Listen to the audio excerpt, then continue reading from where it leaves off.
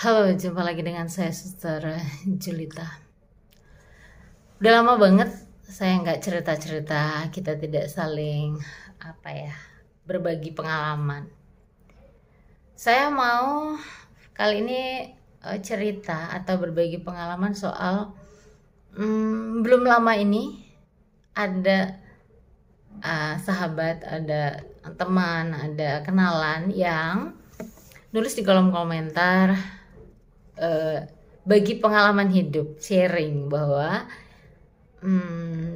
bapak ini 4 bersaudara. Lalu intinya dia bercerita bahwa dari 4 bersaudara ini dulunya orang tuanya itu animisme, dinamisme, dan Islam KTP. Nah, biasa sebut karena memang seperti bapak saya, ibu saya dulu juga Islam KTP. Lalu 3 saudaranya, 2 itu mu'alaf. Yang 1 Katolik itu sudah meninggal, dan yang 2 yang mu'alaf itu masih. Lalu saudara saya ini berkisah untuk meminta doa dari saya gitu ya. Doa untuk keluarganya, juga untuk saudaranya tadi. Saya mau cerita apa? Jadi bapak saya, ini tadi space pertama udah ya selesai ya, sekarang yang kedua. Bapak saya itu juga nenek moyangnya, bahkan simbok saya juga nenek moyang. Jadi kami keluarga besar itu Islam Abangan, atau kalau dibilang itu kejawen ya. Karena saya ingat banget waktu kecil itu saya itu pernah naik di lemari gitu ya. Terus saya menemukan, maaf ya Pak ya, menemukan kitab primbon. Lalu saya baca kalau nanti mimpi giginya copot itu ngapa, kalau mata kedutan di atas ngapa, kalau di bawah kenapa, pokoknya itu saya baca. Lalu semakin besar, kalau mimpi itu, kalau bangun tidur dan saya masih ingat, itu saya tulis di diary ya. Dulu kita punya buku diary. Lalu nggak ngerti artinya, setelah sekian lama, kok saya buka lagi nih diary, pernah ngalamin atau pernah diingatkan atau pernah diberitahu lewat mimpi gitu. Semakin kesini, semakin jadi suster itu kan kita harus membaca kitab suci dari awal hingga akhir. Orang bilang khatam gitu, tapi kalau di Katolik gak ada khatam-khataman ya, karena tidak, dalam artian tidak harus atau tidak penting khatam atau tidak, tapi bagaimana melaksanakan firman Tuhan itu dalam kehidupan sehari-hari. Jadi tidak hanya mendengarkan, membaca, tapi juga melaksanakan firman Tuhan. Nah, di kitab suci itu kan ada tuh, para nabi-nabi dulu itu juga diberitahu Tuhan itu lewat mimpi. Maka semakin saya itu semakin menulis mimpi-mimpi yang sempat saya ingat ketika bangun, dan ternyata benar Tuhan. Lalu balik lagi ke orang tua. Nenek moyang saya dulu kejawen, lalu bapak simbok saya itu Islam KTP, sampai mereka transmigrasi ke Bengkulu, pelosok pedalaman yang masih hutan belantara. Enggak belantara banget, tapi belakang sekitar 2 kilo dari rumah saya itu masih hutan. Karena masih ada nyamang, masih ada rusa, masih ada ayam hutan kecil. Saya masih ingat banget. Si simbok saya pada tahun 2005 kah? 2005 setelah mbak saya meninggal itu 95, lalu kalau nggak salah itu 90 atau 90 lah, pokoknya gitu. Ketika saya SMP, beliau Katolik dengan saya, dibaptis Katolik. Tapi si bapak saya ini sampai sekarang belum Katolik. Ya, belum dibaptis. Jadi simbok saya dibaptis sama simbok saya tentu dibaptis sudah tua, udah sepuh. Ya nggak sepuh banget, tapi tua. Saya aja waktu itu sudah kelas 2 SMP kalau nggak salah ya. Baru kami dibaptis sama-sama, dan adik saya dibaptis ketika dia juga sudah besar. Tapi si bapak itu sampai sekarang dia tidak baptis.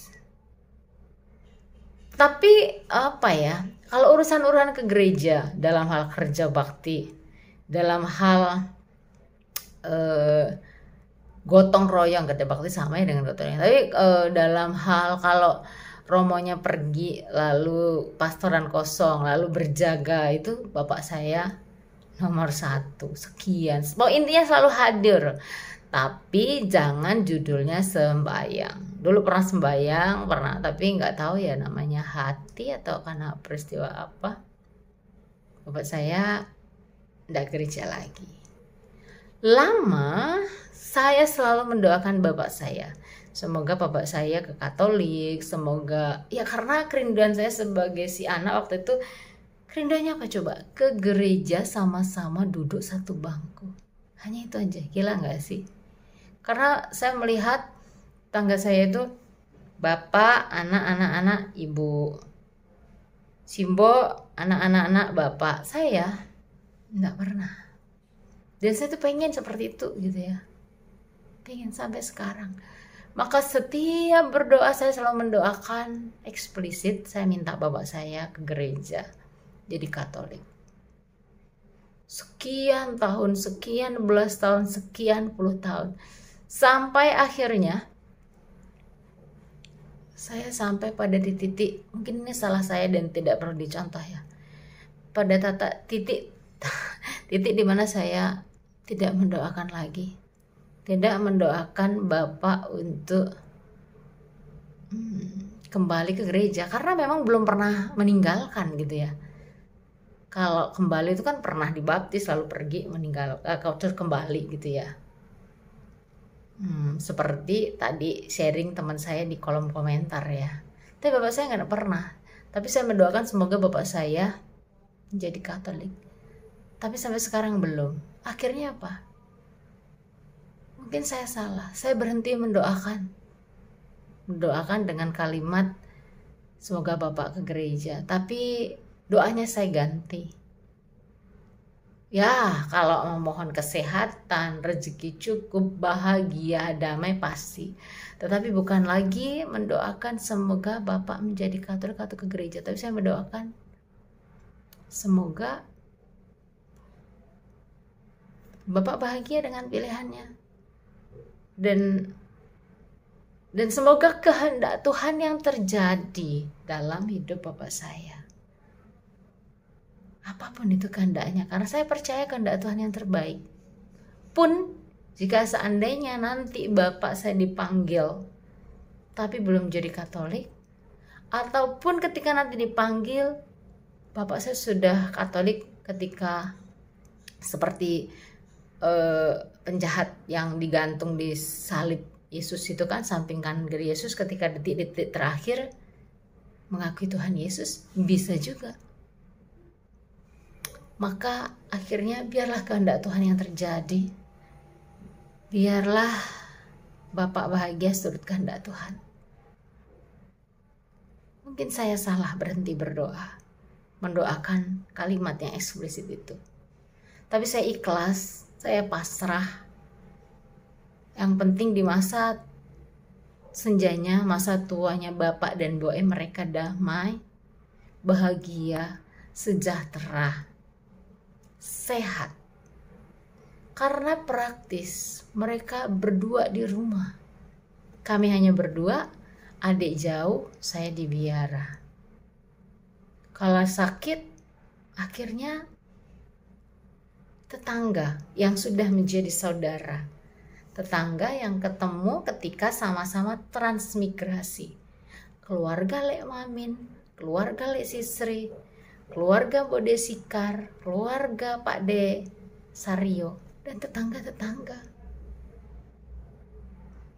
Dan nanti setelah sehari, 2 hari kemudian baru adik pulang, baru saya pulang. Maka pada kesempatan ini saya mengucapkan terima kasih, syukur berlimpah pada tetangga yang akhirnya menjadi saudara. Lek Mamin sekeluarga, Lek Harto, dan semua yang tidak bisa saya sebutkan, yang sudah memberi perhatian kepada orang tua saya, kepada keluarga kami. Terima kasih. Maka kepada sahabat yang tadi nulis di kolom komentar, karena saudaranya meninggalkan, berarti kan dulu pernah. Maka saya akan mendoakan, saya tidak akan lelah mendoakan. Tapi untuk Bapak, saya mendoakannya biarkan kehendak Tuhan yang terjadi. Karena saya percaya meski Bapak sekarang tidak Katolik atau tidak juga Muslim, tapi dia sangat mengimani dan meyakini ada Tuhan yang berkuasa, yang maha besar, yang lebih dari segalanya, dan yang dia imani dengan caranya sendiri. Terima kasih, salam, dan berkah dalam.